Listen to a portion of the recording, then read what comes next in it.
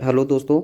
तो आज की इस वीडियो में हम सॉल्व करेंगे HPSSB JE electrical post code 663 का क्वेश्चन पेपर। अगर आप इस चैनल पे नए हैं तो चैनल को सब्सक्राइब करना नहीं भूलना।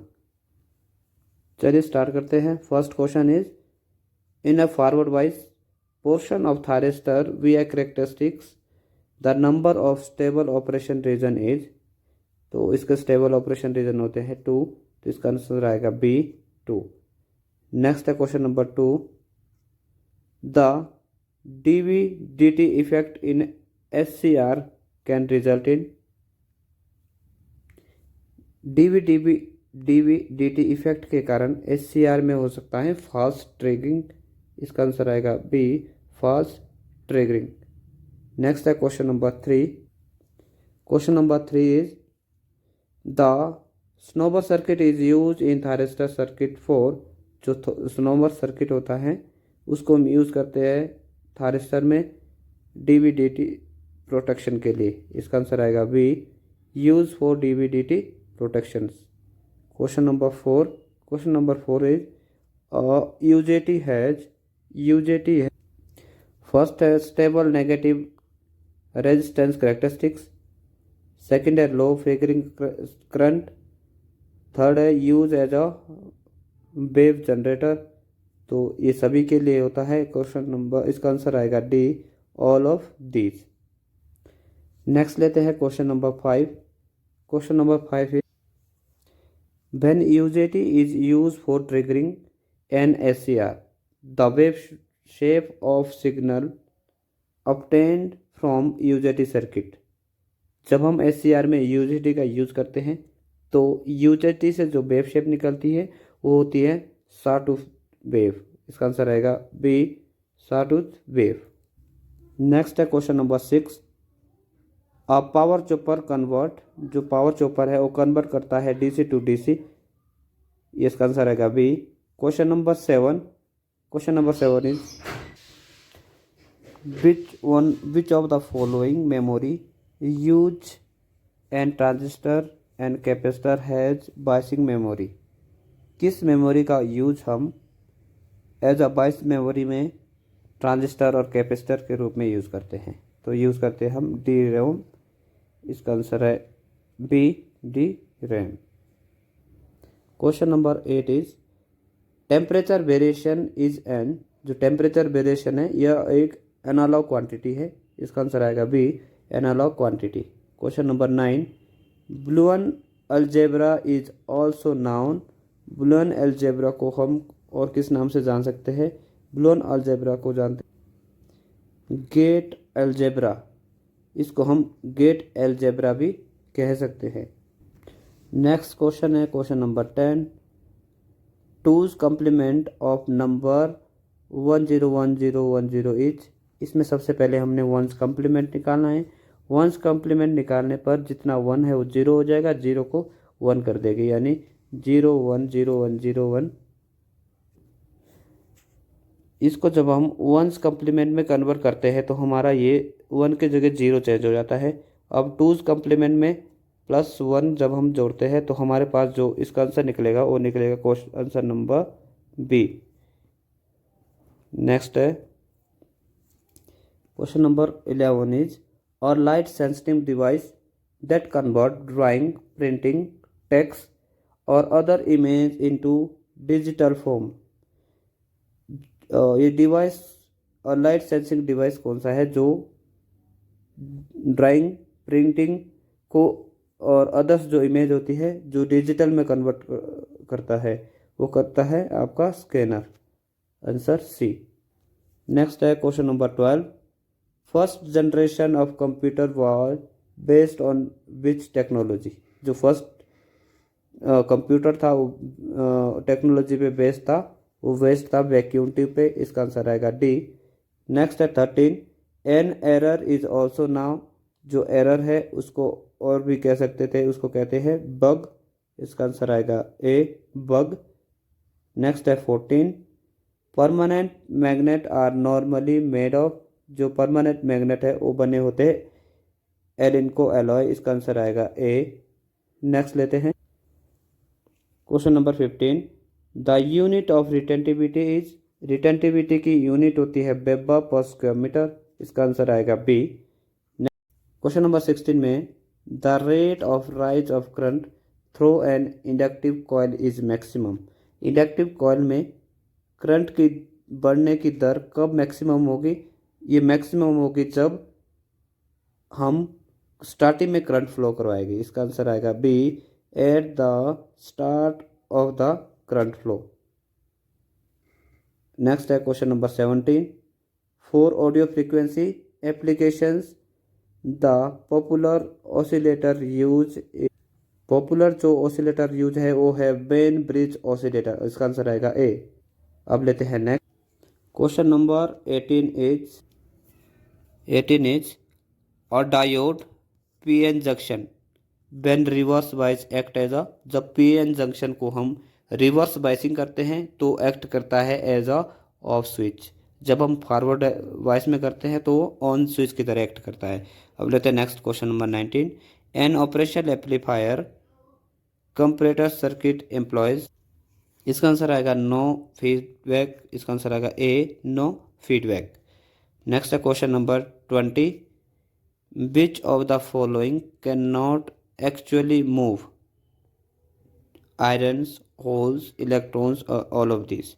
इसमें से जो गिवन है वो है होल्स, आयरन एंड इलेक्ट्रॉन्स। कौन सा जो है मूव नहीं करता है? वो मूव नहीं करता है होल्स। इसका आंसर आएगा बी, होल्स मूव नहीं करते हैं। Next question number 21, question number 21 is in RC circuit total voltage is 10 volt and voltage across the resistance is 6 volt, then what is the voltage across the capacitor। इसमें voltage निकालनी है across the capacitor। इसको हमने numerical वाली video में वैसे solve करा है, बाकी आप इस सॉल्यूशन को देख के, बाकी ये इसका सॉल्यूशन है। इसका आंसर निकलता है लास्ट में 8। आप इसका स्क्रीनशॉट ले सकते हैं।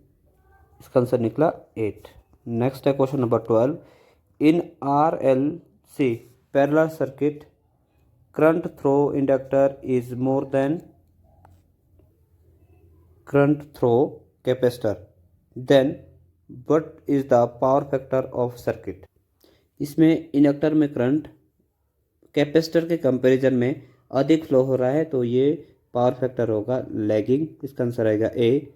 नेक्स्ट है क्वेश्चन है question number 23 question is delta connected capacitor bank is prefer over star connected bank to ensure. जो जितने भी कैपेसिटर बैंक होते हैं वो डेल्टा में कनेक्टेड होते हैं। इसका मेन रीज़न होता है इसकी कैपेसिटेंस, क्योंकि इसकी जो कैपेसिटेंस होती है वो होती है लो। तो इसका आंसर आएगा ए, लेसर कैपेसिटेंस। नेक्स्ट है question number 24, the superposition theorem is obeyed by. जो सुपरपोजिशन थ्योरम है वो पालन करती है लीनियर नेटवर्क का। इसका आंसर आएगा ए, लीनियर नेटवर्क। नेक्स्ट है question number 25, the symbol use for representing independent source. जो इंडिपेंडेंट सोर्सेज होते हैं उसको दर्शाने के लिए सिंबल यूज होता है सर्कल। इसका आंसर आएगा सी। नेक्स्ट है question number 26, question number 26 is what should be minimum depth in meter of cable stretched to dug for laying 1.1 kilowatt.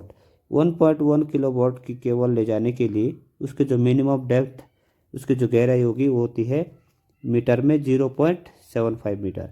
Next question number 27, question number 27 is the hydel power plant run of river should be providing with pondage so that.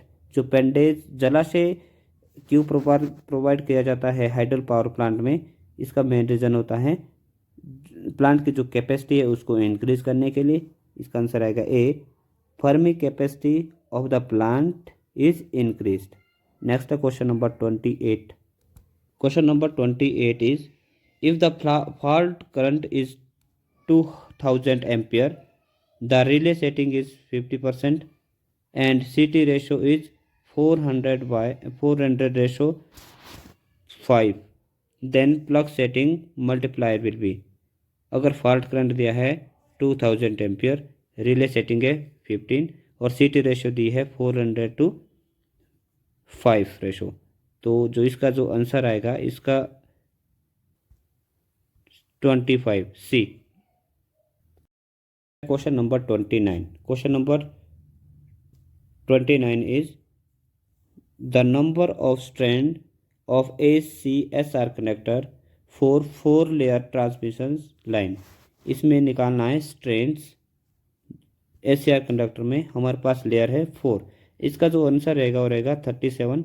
बाकी इसके लिए जो formula use होगा, formula use होता है 3x² minus 3x+1। तो हमारा strands निकल जाएगा। बाकी हम न्यूमेरिकल वाली वीडियो में इसको सॉल्व करके आप अपलोड कर देंगे। नेक्स्ट है question number 30। In a 3 layer ACSR conductor, if diameter of each strand is d, then total diameter of the conductor will be। तो इसमें हमने जो निकालना है वो टोटल नंबर ऑफ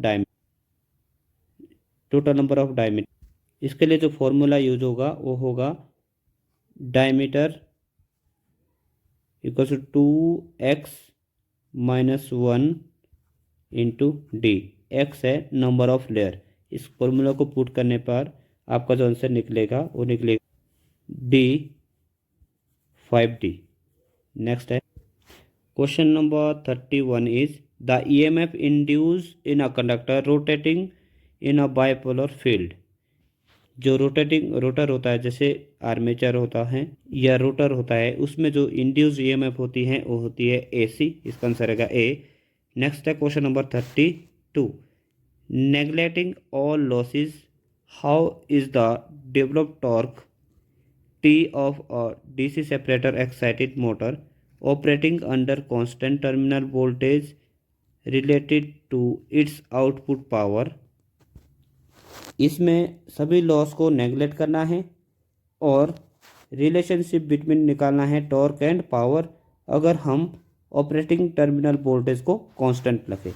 जो इसका जो फॉर्मूला रहता है वो रहेगा T directly proportional to V, T directly proportional to P, यानी पावर। इसका आंसर आएगा B। नेक्स्ट है question number 33। Question number 33 is the pole shoe of DC machine is laminated for the purpose of. जो DC machine के poles होते हैं उसके शू को लेमिनेटेड करते हैं, क्यों? क्योंकि एडी करंट लॉस को कम करने के लिए। इसका आंसर आएगा B, decreasing eddy current loss. Next है क्वेश्चन नंबर 34।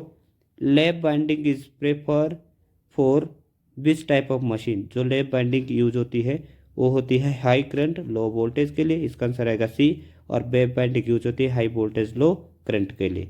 नेक्स्ट है, नेक्स्ट क्वेश्चन लेते हैं। नेक्स्ट क्वेश्चन है question number 35। Demagnetising effect which of the following.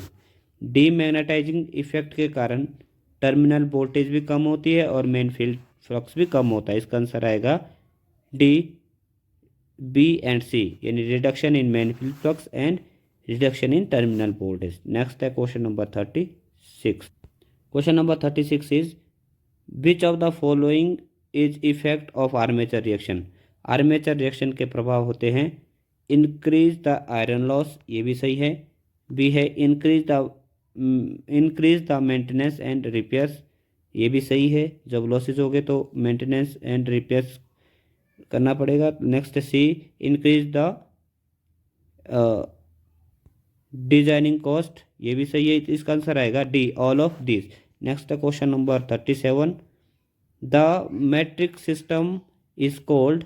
Matric प्रणाली होती है MKS। इसका आंसर आएगा B, MKS।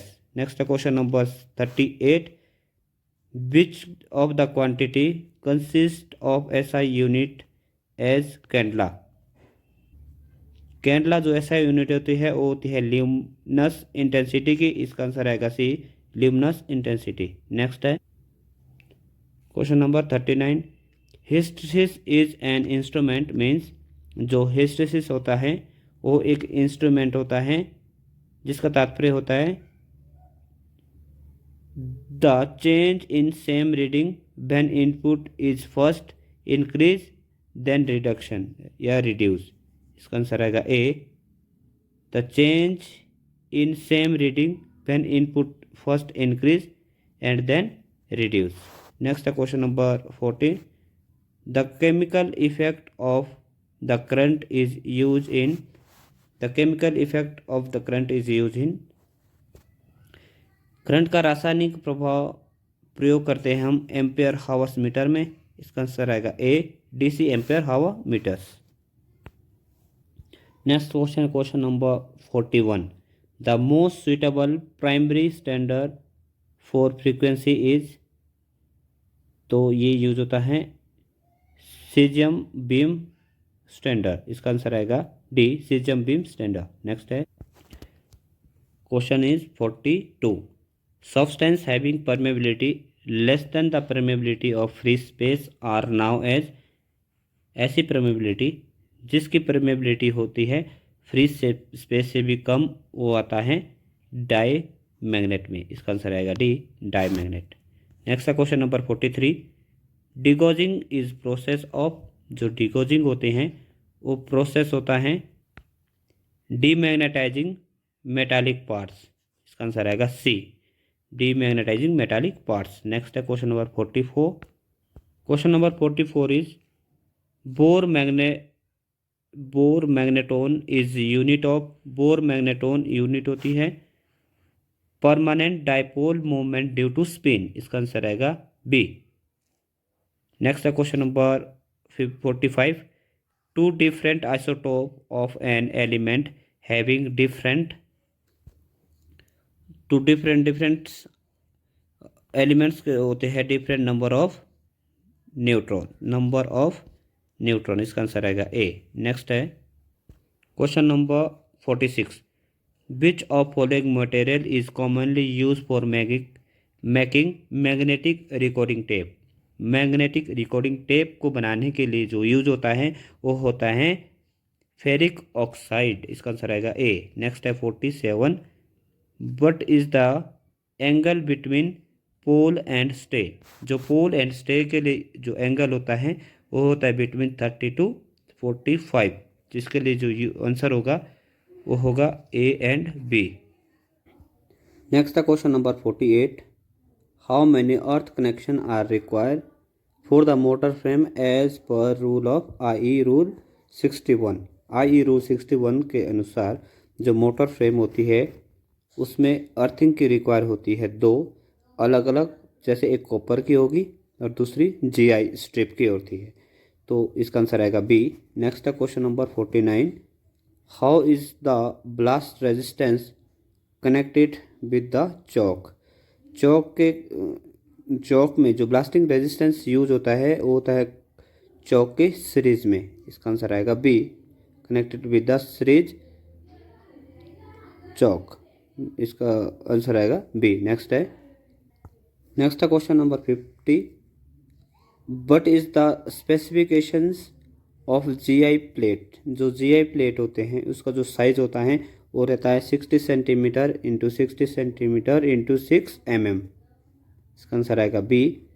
अगर कॉपर का पूछा होता है तो वो आना था 60 centimetre into 60 centimetre into 3.5 mm। इसमें जीआई का पूछा है तो इसका आंसर आएगा B. Next question number 51, which type of cable does not require beading.